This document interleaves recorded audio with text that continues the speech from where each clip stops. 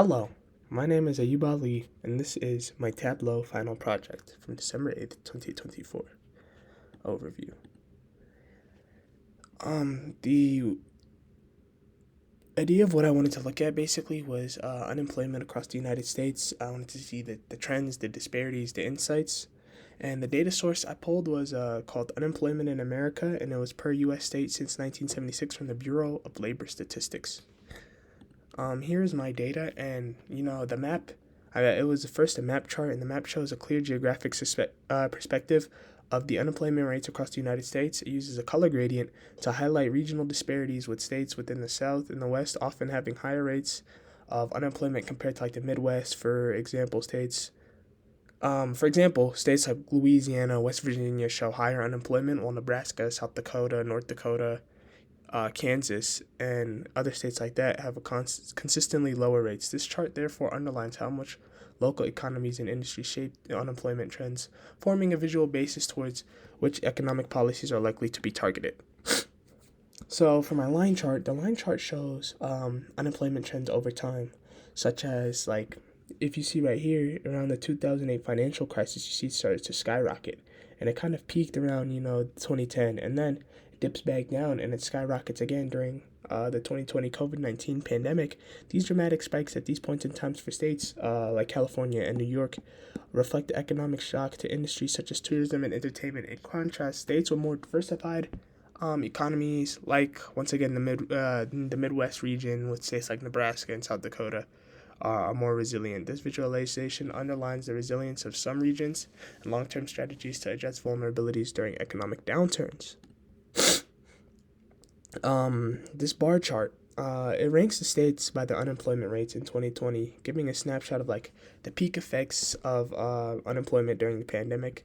Nevada obviously lead the pack with the highest rate because Las Vegas, Nevada really has a high reliance on tourism, while once again Midwest states like Nebraska and South Dakota maintained considerably lower rates of unemployment due to their diversified economies. This chart is particularly useful for comparing relative severity of the pandemic economic impact across states, emphasizing the need for sector-specific recovery efforts. And the table. The table chart shows in detail the unemployment rate per state in the year of 2022. In this very simple format, states can be compared quite easily, and it includes the states that include the highest rates are states like Illinois, New York, California, and Michigan. It serves as a quick reference for identifying regions still grappling with economic challenges, highlighting areas that could have benefited from like a target support policy and things of that nature. Unfortunately, the full data cannot have been shown on one screenshot due to the limitation of Tableau screenshot function, but the chart still offers precise and actionable insights that complement the other visualizations. And now it's time for my demonstration. Let me just load into Tableau. And once again, let's go to my first. Here's my map visualization. This visualizes the unemployment rates of all U.S. states. Darker shades mean higher unemployment rates, while the lighter shades reflect the states with lower rates. As you can observe here, certain areas of the country, for instance, the Midwest, mostly reflect low unemployment rates when compared with southern or western states. It does a great job in conveying these geographic inequalities within unemployment visually. The next chart I had was once again the line chart. It shows unemployment rates across time for the specific states of California and New York. And once again, like it shows, during around the 2008 financial crisis, it started to spike up towards probably the highest rates they've seen. And then as it goes back down over time, during and amidst the COVID-19 pandemic, it shot right back up again. This gives us a view of the immediate and long-lasting economic impacts of major events on various states. The bar graph, as you can see here, it goes to unemployment rates throughout the state of 2020, a year that was quite pivotal because, like I said, the COVID-19 pandemic. It ranks states from whose economies depend on tourism, entertainment, and things of that nature. As you see, the more populated countries and the ones that typically people would travel to a lot more are near the top, while this chart effectively highlights the variance in how states experience the crisis. And then for my table chart is just a list of showing the unemployment rate in the year 2022 by state. It's a very simple, strong tool for comparing exact figures. Unfortunately, the whole table, like I said, wasn't being able to fit in the screenshot. But as we can see, it's still the similar trends. The Midwest, near less populated states near the bottom, and the big boom tourism states near the top. And then here's the dashboard I created where it kind of shows all four charts. And then here is my story. Started with the introduction that says unemployment is a powerful economic indicator of health of the job market and overall economy, individual, family, and community well-being suffers as unemployment often exacerbates economic disparities and social problems. We looked at unemployment trends by state over time to understand how key patterns and disparities inform future decision-making. This project will attempt to answer the following question: how different are the unemployment rates across each state in the United States, and what historical trends and regional factors drive these differences? Understanding these patterns is of great importance of identifying which regions face the greatest economic challenges and informing policies to support recovery and growth.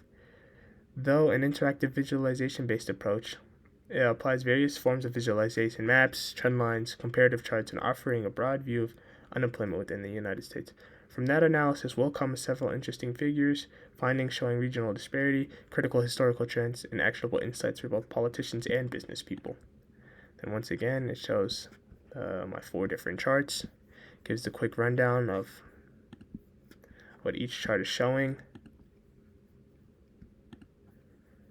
And then, what can we learn? I said the unemployment rates in various states across the United States indicate a wide regional variations based on economic structure and dependence on few industries. Generally speaking, southern states like Alabama, Louisiana, and West Virginia experience high unemployment due to the reliance on agriculture and manufacturing sectors that are more susceptible to economic changes. By contrast, states like Nebraska and South Dakota maintain low unemployment due to diversified economic activities. These disparities have been exacerbated by the 2008 financial crisis and the COVID-19 pandemic.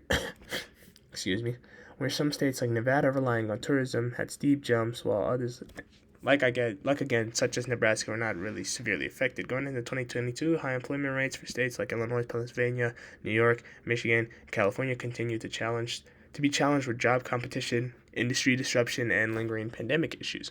The call to action could be policymakers should pursue region-specific recovery strategies through investment in workforce development, industry diversification, and targeted economic policies that reduce unemployment disparities across these states.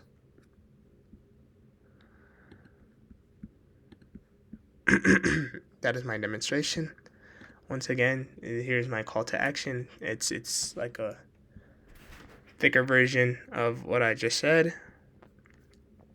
And the conclusion thus: this data underlines a call for focused attention at the both state and local levels, given that elevated unemployment rates have been a function of disrupted economic activity, industry-specific issues, and other persistent consequences of the COVID-19 pandemic.